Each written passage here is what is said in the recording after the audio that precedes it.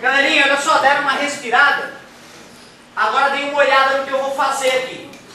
Imagina que tem um objeto num meio transparente, e tu está em outro tipo de material. Podes imaginar o que tu quiser, água e ar, ou vidro e água, ou vidro e ar, o que tu quiser.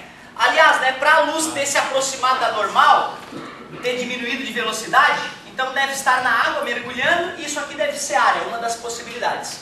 A luz, quando sai do objeto que tu está enxergando, ao passar do ar para a água, diminui de velocidade, sofre desvio, refração, e aí o teu cérebro, que entende que a luz anda em linha reta, acha que esse raio que atingiu o teu olho vem em linha reta. Portanto, o teu cérebro imagina, né, que a imagem está, que o objeto está nesse ponto, e é isso que a gente chama de imagem.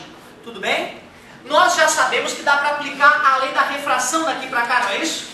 E a lei da refração diz que n de chegada vezes seno de chegada, que é o seno de I, é igual ao n de saída vezes o seno do ângulo de saída, que é o R.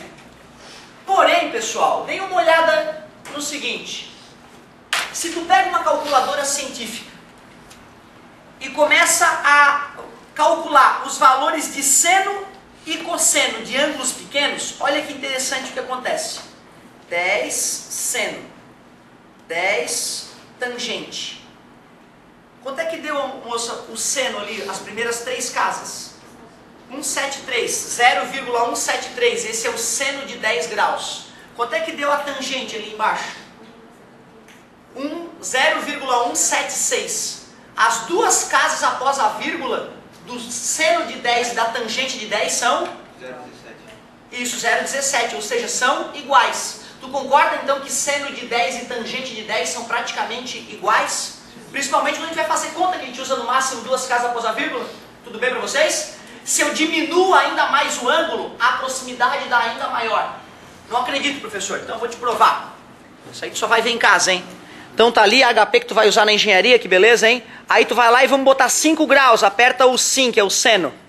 Aí depois tu aperta 5 graus e o tan, que é a tangente, olha ali, 0,87, 0,87. Viu? Bem parecido, né? Pois é. Quer dizer, galera, que para ângulos pequenos eu tenho o direito de trocar um seno por uma tangente. Muito obrigado. Olha que legal. Quando me falaram isso na engenharia, já me deu uma dor no pâncreas. Aproximação. Eu considerei na minha cabeça que era migué. O cara tirar um seno e colocar uma tangente no lugar, né? Esse cara está aplicando um migué em mim. Mas não, é uma troca segura de tu fazer até algum certo ponto da engenharia, certo? Então, olha o que eu vou fazer. Olha a mutreta. Isso aqui é ou não é um triângulo retângulo aqui? Dá para enxergar um triângulo retângulo? Tudo bem? Aqui também dá para enxergar outro triângulo retângulo menorzinho, ó. Esse aqui é o ângulo I. Como é que se calcularia a tangente de I? Tangente de I é o cateto oposto, posso chamar isso aqui de x, né? Esse tamanho, cateto oposto x, sobre o cateto. Tu concorda que o cateto adjacente é a posição do objeto? Esse tamanho aqui, ó, é a posição do objeto? Sim. Beleza? Então vou chamar de P. Outra, os ângulos opostos pelo vértice têm o mesmo valor, não é assim que tu aprendeu na matemática? Tu concorda que esse ângulo aqui, ó, é OPV com R? Esse ângulo aqui que é pontilhado é a continuação desse raio, né? Aquele ângulo ali é OPV com R, é o ângulo R aquele ali. Usando aquele ali como ângulo R, calcula a tangente para mim. Aqui, ó, vamos ver, tangente do ângulo R, que é aquele ângulo laranja. É o cateto oposto. Quanto vale o cateto oposto? X também, parabéns, X. Sobre o cateto adjacente. O cateto adjacente é isso aqui, ó. E isso aqui, na verdade, é a profundidade ou a posição da imagem, é o pelinha sobre pelinha. Apliquei duas tangentes bobas nesse triângulo retângulo. Duas tangentes, nada demais. E eu acabei de te mostrar que para ângulos pequenos, o que acontece com ângulos pequenos, pessoal? O seno de um ângulo é praticamente igual à tangente do ângulo. Isso serve para 10 graus para baixo, certo? Ângulos pequenos. Nesse caso, eu posso colocar no lugar disso tangente. N1 vezes tangente de I é igual a N2 vezes tangente de R. Mas quem é a tangente de I? X sobre P. Quem é a tangente de R? X sobre P'. E já que tem tem x dos dois lados, elimina, corta. Vai ficar assim então, ó. Deixa eu apagar o seno do ângulo limite, que não precisa mais, está gravado. Vai ficar, deixa eu deixar bonitinho então. Vou passar o P' multiplicando. P' sobre P é igual N2, vou passar o N1 dividindo sobre N1. Só que chamar de 1 e de 2 não vai ajudar a gente a diferenciar nos problemas. Vamos chamar de N onde está o objeto e N onde está o observador. O N2 é o observador, N-obs, e o objeto está no meio 1, é o N-obj. Lembra disso? Certo? Então a dedução é mais um exercício cerebral. É o cara chegar lá, o que ele fez mesmo?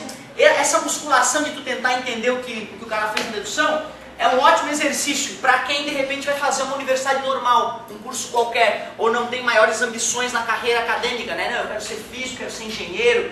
A galera das exatas que quer arriscar um vestibular de repente mais pesado, ou que tem a vontade de avançar na carreira acadêmica nessa área, física, matemática e engenharia, é legal até tentar deduzir as fórmulas em casa, chega, como é que era mesmo? Vou tentar fazer na raça. Geralmente não dá. Não é normal o cara já deduzir na segunda tentativa, assim. Né? Às vezes o cara tem que trabalhar algumas vezes até que tu consiga entender, não, agora essa dedução é minha.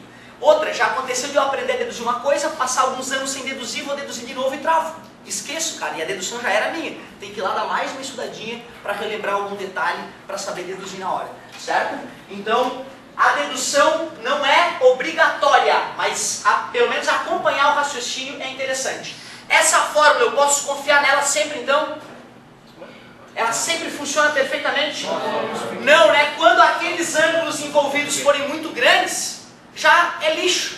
Então, se tu vai olhar um peixe dentro d'água e estás muito inclinado em relação à superfície, ou seja, o peixe está muito lá na frente, a água está aqui, o ângulo entre tu e o peixe, que faz com a normal, né, a superfície, é enorme. Essa fórmula vai dar um erro terrível. Usar ela nessa hora é errado. Aí teria que fazer um cálculo usando os ângulos da situação real. Porém, a maioria das situações em que se usa essa fórmula é que a pessoa está olhando praticamente de cima o objeto, certo? Quando está olhando o objeto praticamente de cima, nesse caso a fórmula é super segura, beleza? Show de bola! Deduzimos uma formuleta, de repente já dá até para fazer um exercício nessa área. A apostila foi mais paciente que eu, ela deduziu para um lado e deduziu para o outro. E no final das contas acaba ficando igual quando tu coloca o N-obs e o N-obj. Então eu não vou deduzir a situação contrária, porque acaba dando a mesma resposta. Que beleza!